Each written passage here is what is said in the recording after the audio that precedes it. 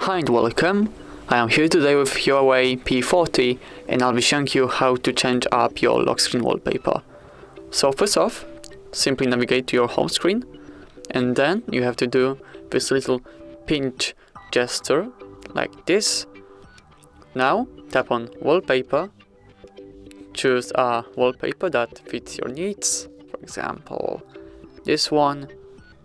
Tap on the confirmation icon in the bottom right corner and choose lock screen. Great, now if we unlock this phone and try to unlock it again, as you can see, the lock screen wallpaper has changed. So that's everything for this video. Thank you so much for watching. Please leave a like on this video and subscribe to our YouTube channel. Goodbye.